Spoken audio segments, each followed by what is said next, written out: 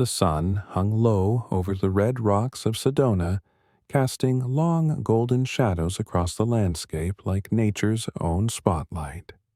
Tucked within a secluded resort built to resemble a Zen monastery, with luxury linens, 100 of the world's most ambitious minds gathered under one polished roof.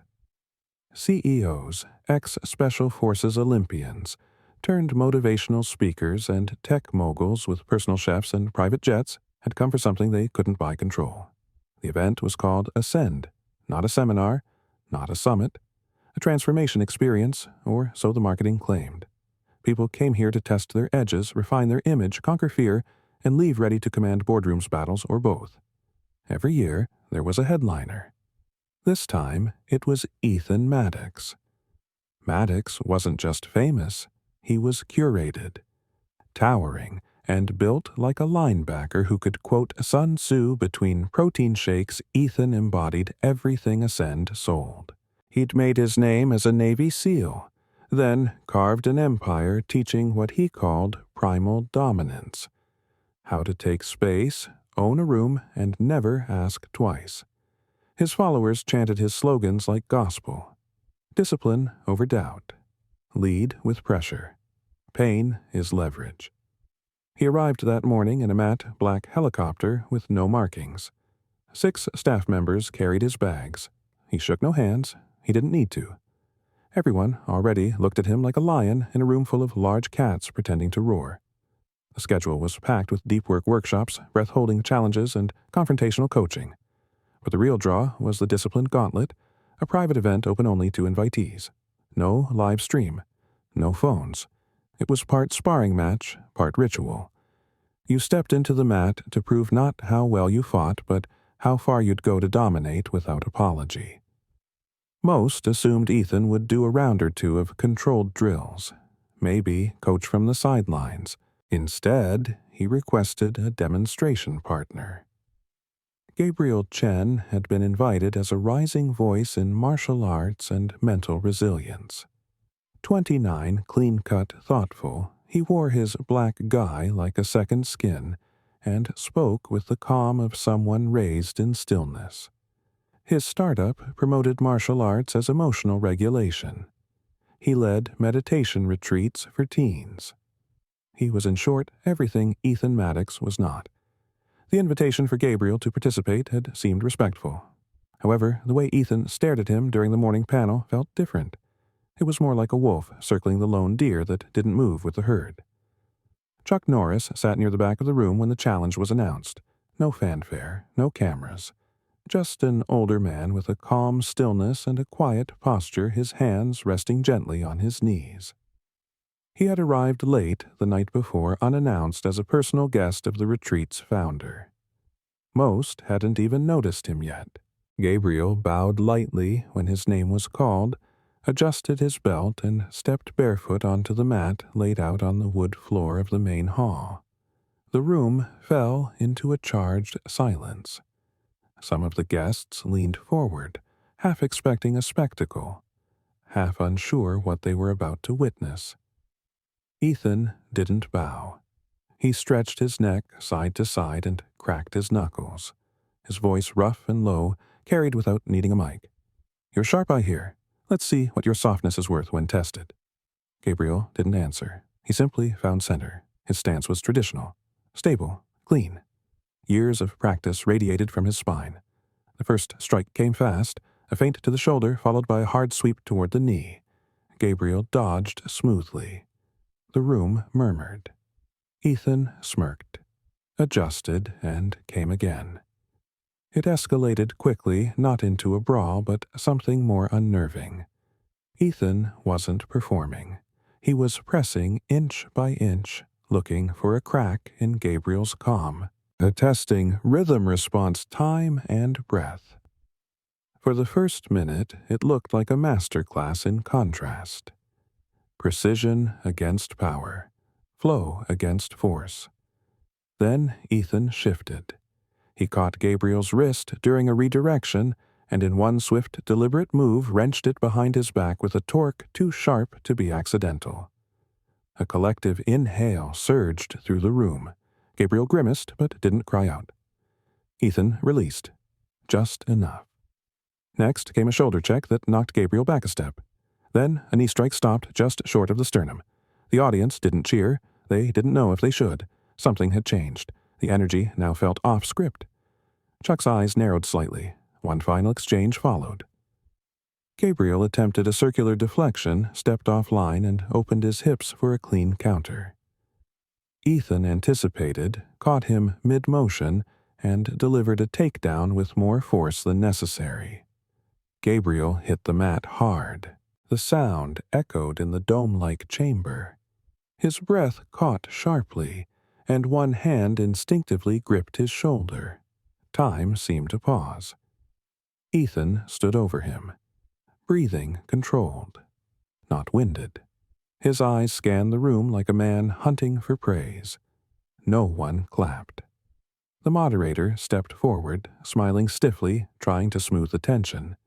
"Thank you both for the demonstration. Let's give it up." Ethan cut him off, raising his voice above the polite cue. "That's the problem with soft training. You learn to flow, but not to finish." He turned to Chuck finally, acknowledging the quiet figure seated near the rear of the room. "Bet you understand that.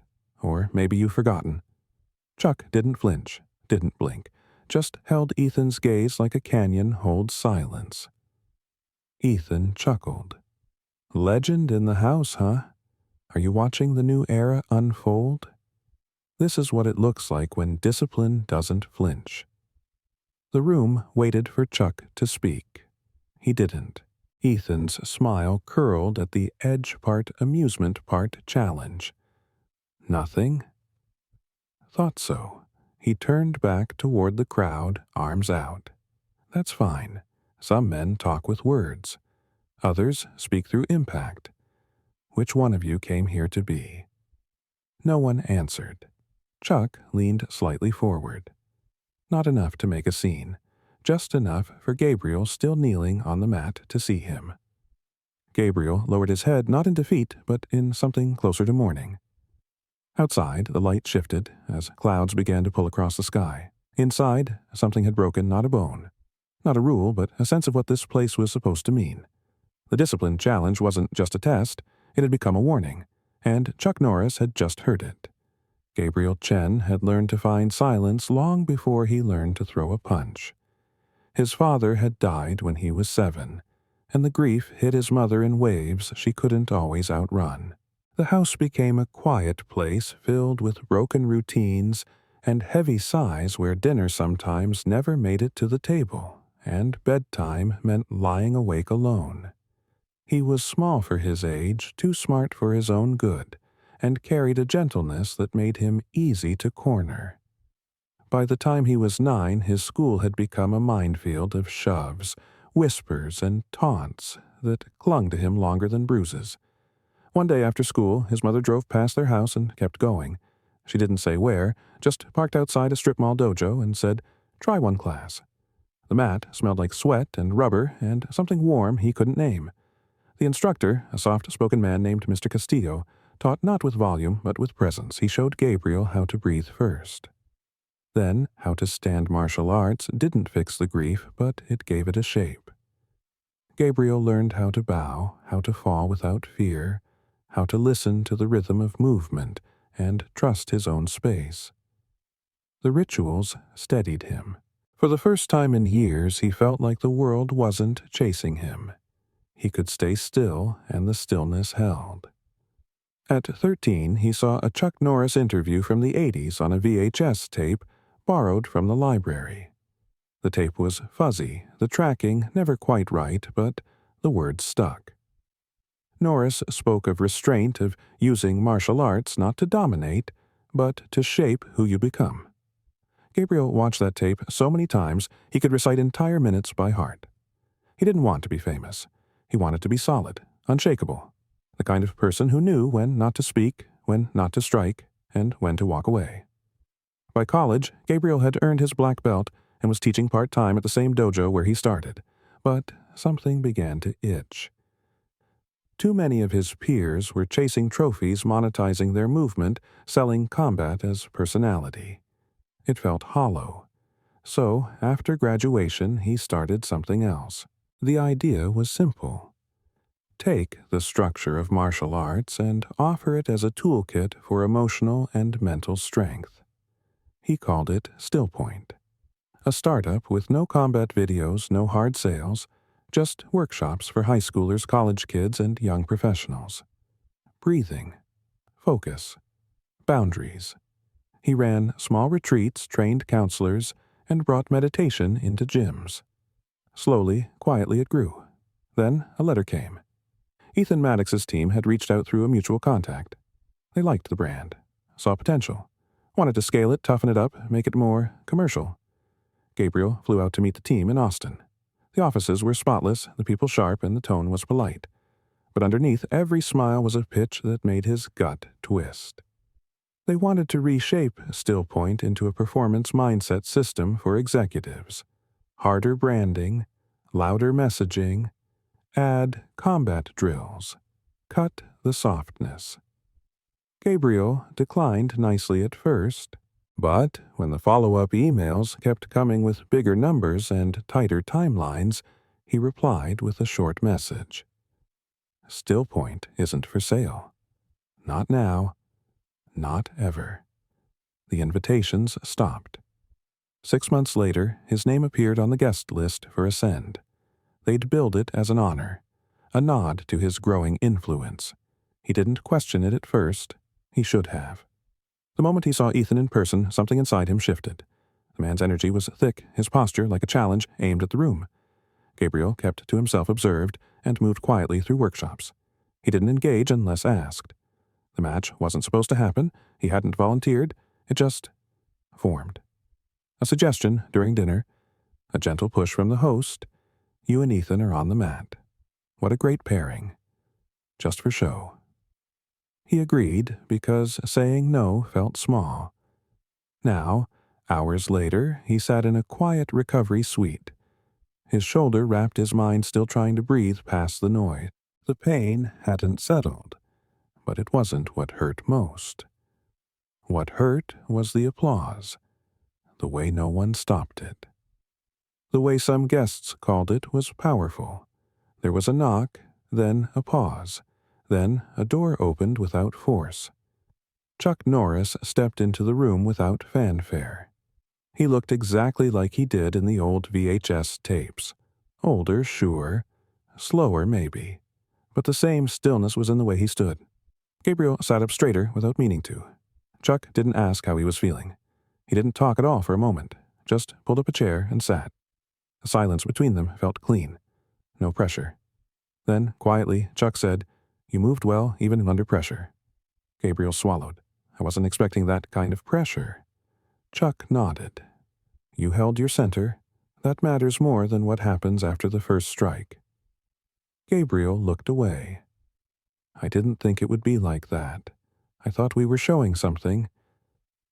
True. Chuck didn't argue. They sat in silence again, the kind that says more than speeches. After a while, Gabriel asked softly, Did you ever see it go this way? Where did the art get stripped down and sold as pain? Chuck looked toward the window. It's not the art that changes. It's what people bring to it. Some bring fear, some bring ego. Some think respect can be demanded. It never can. Gabriel blinked hard against the sting behind his eyes. He waited a long time before speaking again. Just before Chuck stood to leave, Gabriel's voice came low and quiet. Please, don't let them turn martial arts into something it's not. Chuck paused. His hand rested lightly on the doorknob. He didn't nod, didn't promise. But something in the room shifted, like a wind had changed direction. Gabriel felt it in his chest.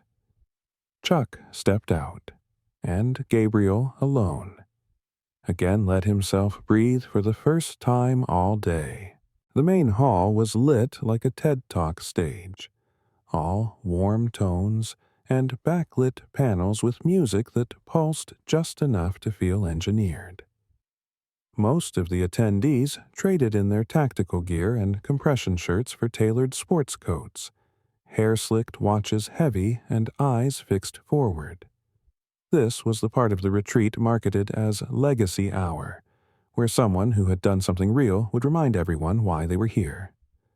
Chuck Norris walked onto the stage slowly with no intro music and no video montage, just his name on the screen behind him in plain white text.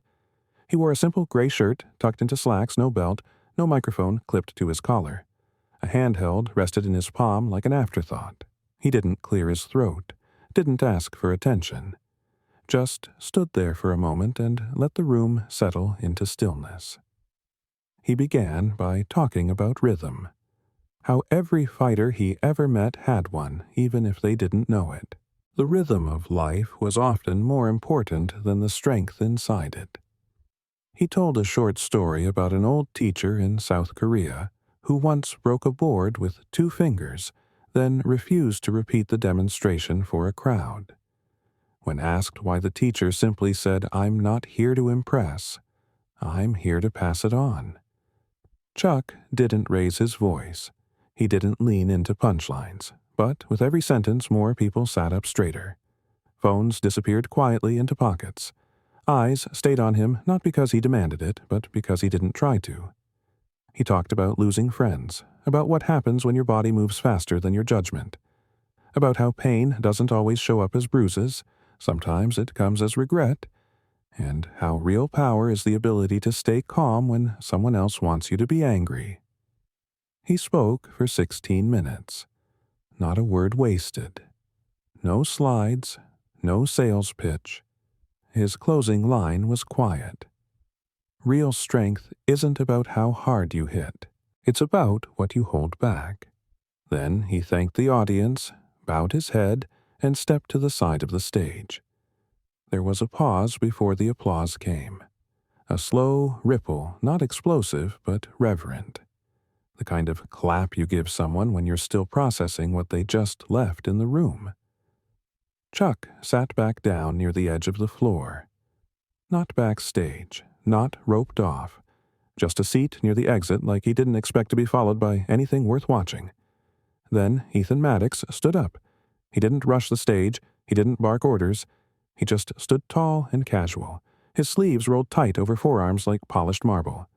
He waited for the clapping to quiet, then walked toward the middle of the stage with a smile too perfect to trust. He didn't take the mic. He didn't need it. His voice carried like a coach in a locker room. That was beautiful. A lot of wisdom. A lot of grace. And I mean that. But sometimes words leave room for doubt. The crowd chuckled nervously. Chuck didn't move. Ethan turned slightly toward where Chuck sat. "There's a mat set up in the performance hall. It's clean. Open. Lit. How about we give the people here a taste of both worlds? Philosophy meets presence. Legacy meets the moment." He let the sentence hang. Chuck remained seated. His face was calm. No smile, no frown. Just keep your eyes steady. Ethan gestured with both hands as if making room. Just one round. No points, no finish, just movement. Let them see what stillness looks like in motion. A few guests started murmuring. The ones closest to Ethan nodded, some with wide grins, others with that eager tension that always came before a spectacle. Chuck didn't answer. Ethan waited, then raised his hands as if in surrender. "All right. No pressure. But if you change your mind, we'll be down there. Doors open in 15. He stepped off the stage like a man descending from a podium that never belonged to him. Chuck never looked away, but he also never rose. The crowd broke into groups as people filed toward the back hall. Someone whispered, "Is he gonna do it?" Another said, "He's too old. It'd be a mistake." No one seemed certain. Chuck stood a full minute after the room began to empty. Not rushed, not reluctant, just deliberate. He looked toward the mat. Then he looked down at his own hands. He didn't say yes, but he didn't have to. The room already knew. The training hall was quiet in the way only a late night can bring. Overhead lights were dimmed to their resting state, casting long shadows across the polished wood floor. Mats had been rolled out earlier for morning sessions and left untouched like a stage waiting for someone to decide what story it would hold next. Chuck stood alone near the center, his shoes off, feet grounded. He moved slowly, not stretching, not rehearsing, just walking. Every few steps he would stop and close his eyes as if listening to something no one else could hear. His breathing was even. His shoulders stayed soft. In one corner sat a folded jai untouched. In another, a wall-length mirror reflected his frame like a faded echo. He didn't watch his own reflection. He didn't need to. The doors opened behind him with a soft, metallic click. He didn't turn. Gabriel walked in one arm, still bandaged, the sling now loose around his neck. He moved with care, every step, cautious but sure, the kind of walk that comes after pain, not because of it. He stopped near the edge of the mat and waited. Chuck looked over his shoulder. No words at first, just recognition. Gabriel broke the silence. I know what they're expecting tomorrow. Chuck gave a small nod. You don't have to go out there, Gabriel added. Chuck looked back at the floor, then toward the ceiling. I know. Gabriel crossed the room slowly. His voice was soft, not pleading, but full of something harder to carry. If you say nothing, they'll twist that into weakness. If you do too much, they'll call it revenge. Chuck smiled faintly. That's always the balance. Gabriel looked at him. You've already shown more strength just by standing still. Chuck's eyes drifted toward the far end of the hall where the lights met the darkness. I'm not stepping on that mat to prove anything. Then why do it? Because someone has to show them what control looks like when it's not wrapped in noise. Gabriel took a breath, then let it out through his nose. I just don't want to see you dragged into something beneath you. Chuck turned toward him, fully now. I'm not going to fight. Gabriel raised a brow. But you're going. I'll move, I'll teach, but I won't strike first, and if I do, it won't be to win. It'll be to stop something from going where it shouldn't. Gabriel nodded slowly.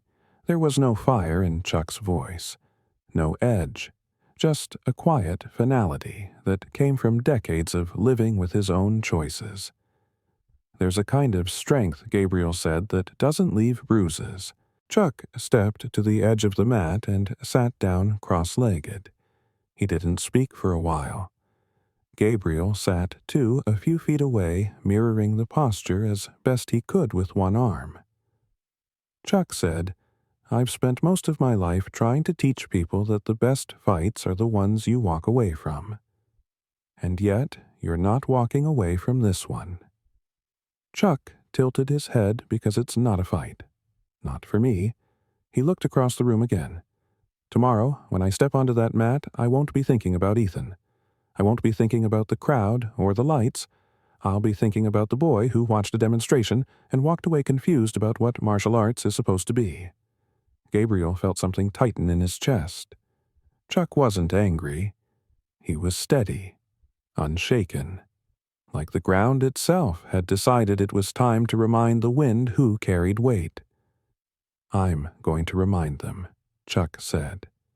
Then I'm going home. Gabriel lowered his gaze. You still believe it can be fixed so that they'll see the difference. Not all of them, but maybe the ones who need it most. Chuck rose slowly, joints moving with care. He walked back to the mirror and placed a folded towel on the bench beneath it. Then he turned and looked one last time at the center of the mat. It's not about being feared, not about being followed. Real strength is when people leave you and feel safer, not smaller. He looked at Gabriel, then nodded. Tomorrow I'll give them stillness. Let's see if they know what to do with it. Then he walked out, footsteps soft against the floor. The hall held on to the silence he left behind like it knew what was coming. And Gabriel, sitting alone in the hush, felt a quiet faith grow in the space Chuck had once stood. By morning, the meditation dome had become something else entirely. The soft mats were gone, replaced with a gleaming square arena laid out in sharp, clean lines. Spotlights circled the edges quiet now, but waiting for their cue to blaze. Rows of chairs had been added on all sides, tiered slightly to mimic a coliseum. Guests filed in wearing performance gear or collared shirts with brand logos stitched in small, expensive thread. The air hummed with caffeine and anticipation. Conversations stayed low not out of politeness, but because no one wanted to miss the moment it all began. A pulse of music began to rise from the walls, deep and steady. The lights dimmed, then flashed once like a warning. Ethan Maddox entered through the south door. He moved like a man stepping into his own dream. Every detail was perfect. Black compression sleeves hugged his arms. A sleeveless hoodie rippled with his every breath. He walked with his chin, high shoulders loose, and body sculpted to be seen. A custom track played behind him. Heavy drums and industrial grit layered beneath a voiceover of one of his own speeches. Discipline, pressure, power without apology. His team flanked the edges of the room. Some stood, others filmed. The crowd leaned forward, drawn in not by the man but by the momentum of his image. He stepped onto the mat and stretched his arms wide. No bow, no gesture of respect, just possession. This was his space now. Then the music cut. The lights steadied. And nothing happened. For a full 15 seconds, there was just the sound of people breathing and shifting in their seats.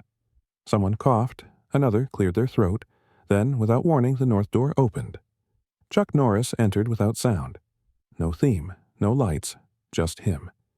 He wore a plain white jai tied with a black belt that looked faded at the edges. His steps were slow, deliberate, grounded like old trees. No fanfare, no cameras, just presence. A few people turned to whisper. Others stood unconsciously like the room itself had recognized something older than spectacle. He didn't look at Ethan, didn't look at the crowd. He just walked to the edge of the mat and paused. He bowed once, small and respectful, then stepped on.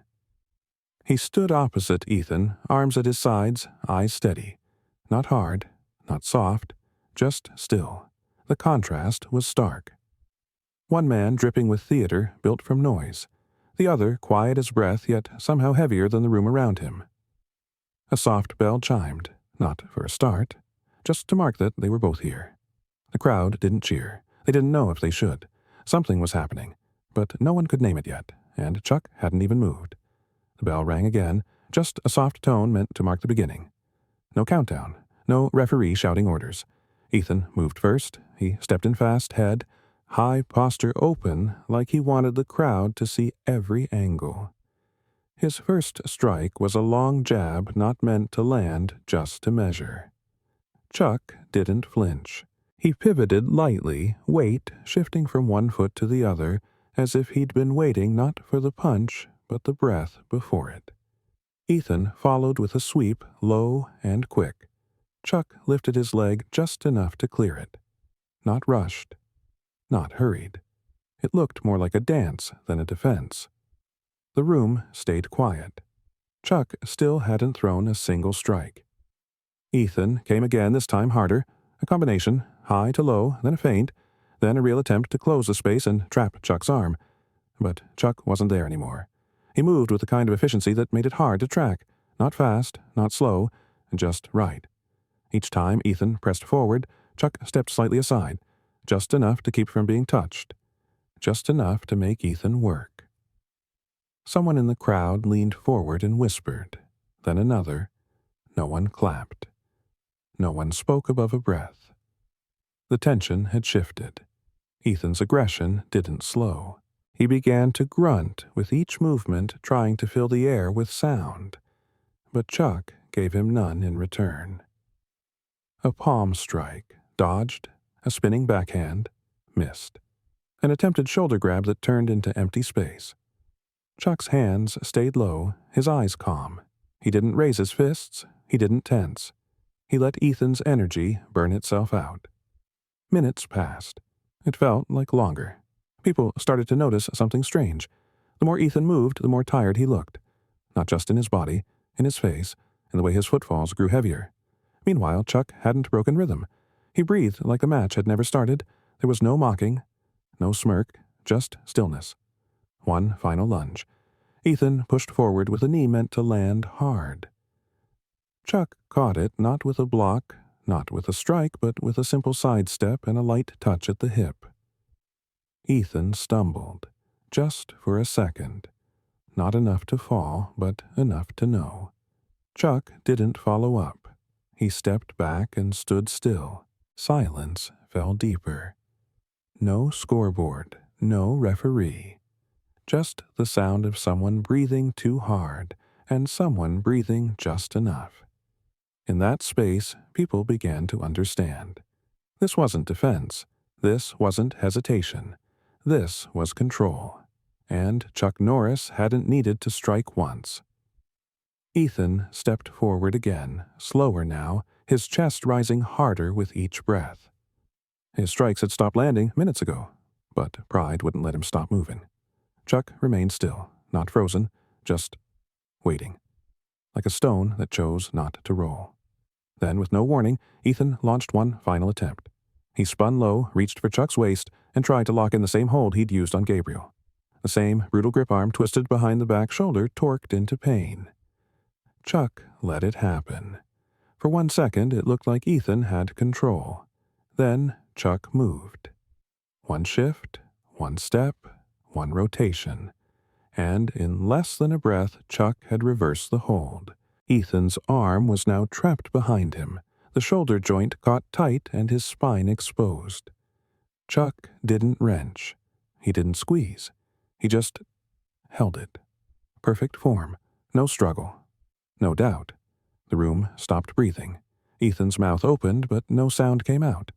Chuck leaned in close enough for only Ethan to hear. His voice was calm, measured, final. "I won't break you back." He held the position for 1 more second, then released. Ethan stumbled forward, not falling, just off balance. He turned around slowly, his face pale and his lips pressed thin. His hands hovered like he didn't know what to do with them. Chuck stepped back. Not in retreat, in release. He didn't bow. He didn't pose. He simply turned toward the crowd. No one clapped. Not at first. Then someone stood. Then another. A ripple of silence passed through the room, deep and wide, followed by the soft sound of hands meeting in slow, reverent rhythm.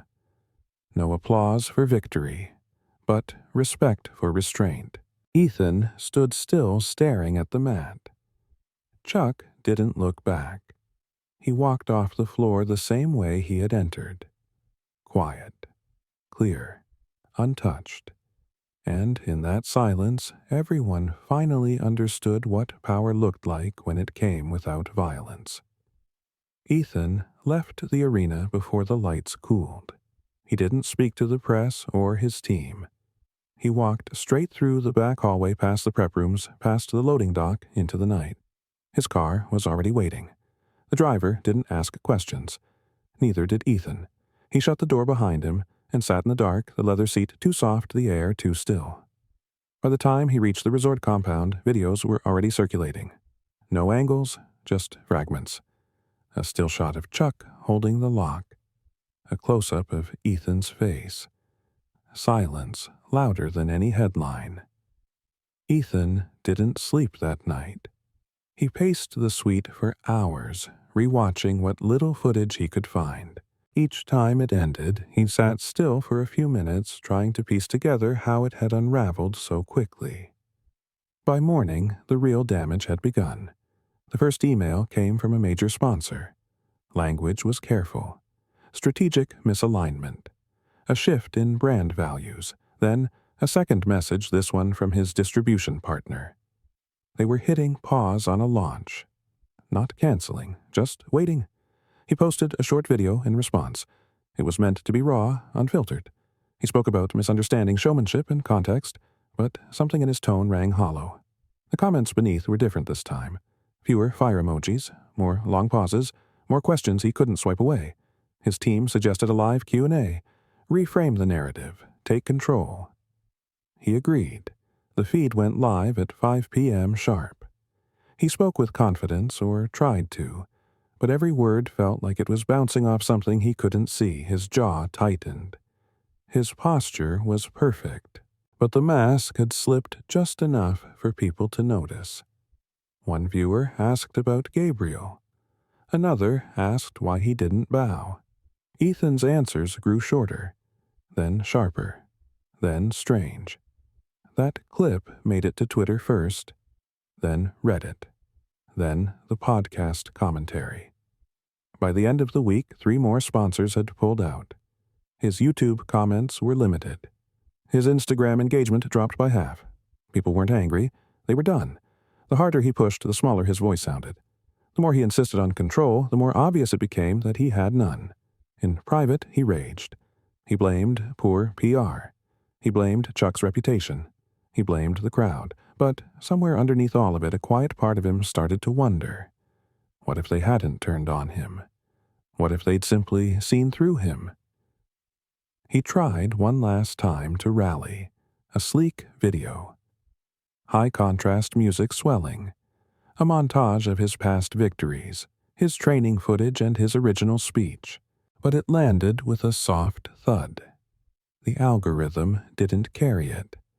The audience didn't bite. A week later, he canceled a major speaking tour. 2 weeks later, his podcast went dark. 3 weeks later, a quiet message was posted on his website. Time for reflection. Be back when I've earned your time again. No fanfare, no last stand, just silence. And this time, it wasn't powerful. The letter wasn't long. Ethan kept the handwriting steady and careful. He rewrote the first sentence 3 times before deciding to start simple. He thanked Chuck for not finishing what he could have. He admitted that he hadn't understood until the silence started to echo back at him. He didn't use words like honor or legacy. He just said he was sorry for mistaking fear for respect. He told Chuck he'd gone back to his old instructor, the same small dojo where he first learned how to fall without flinching. The walls looked smaller now. The mats felt thinner. But the bow still mattered. He wore a white belt again. No cameras, no hashtags. Just breath sweat and correction. He asked Chuck to forgive him for turning strength into spectacle. He didn't expect a reply. He didn't ask for one. Then he folded the paper and placed it in an envelope. No logo, no seal. Just the name was written across the front in small black ink.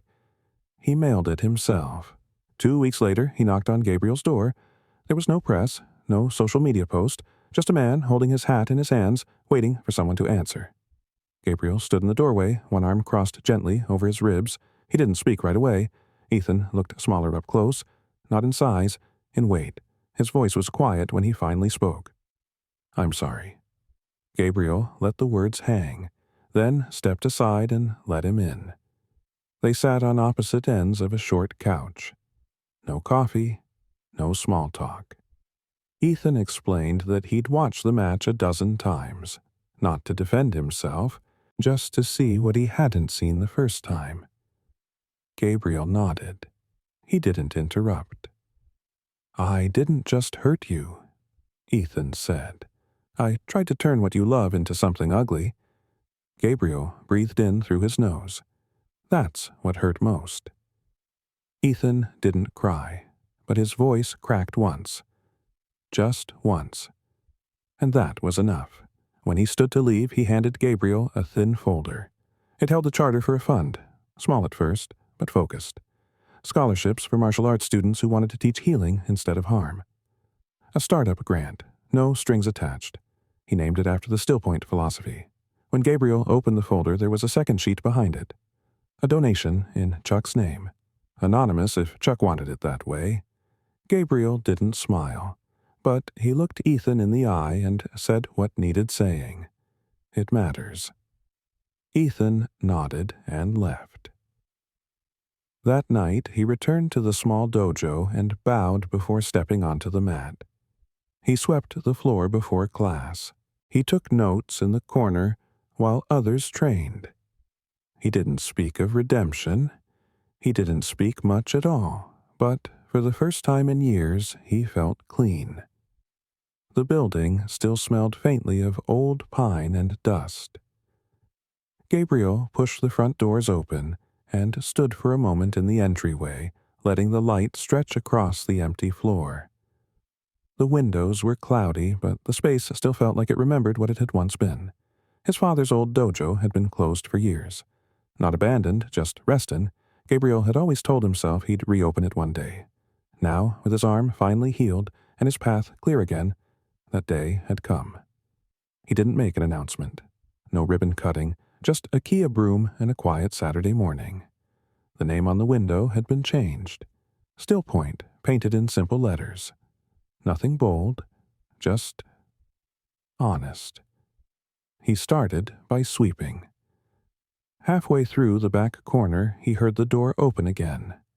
No footsteps, just a soft shift in the air. He didn't have to look up to know who it was. Chuck walked in, holding a small bag and a box of tea. He didn't say anything right away, just picked up the second broom leaning against the wall and joined him. They worked side by side in silence for a while. Dust lifted, then settled again. The floor slowly returned to life with every stroke.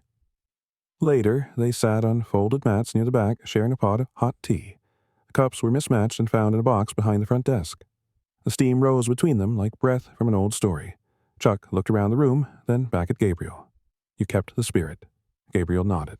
"I tried. You didn't try. You remembered." The tea cooled slowly. They drank it all. When the sun moved low enough to cast golden light across the wall, Chuck stood. He placed his empty cup beside the broom and walked toward the door. He paused there, looked back once. This matters. Then he left. Gabriel stayed a while longer. The light stretched. The floor shone clean, and in that quiet, the dojo felt alive again.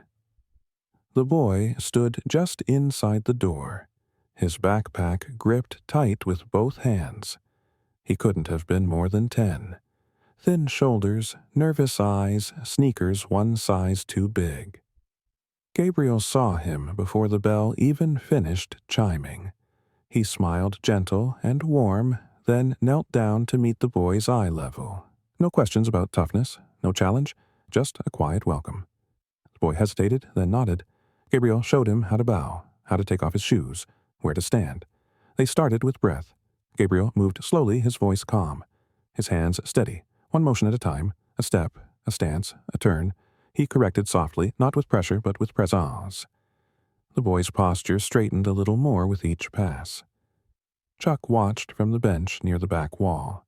His hands rested on his knees. His eyes never left the mat.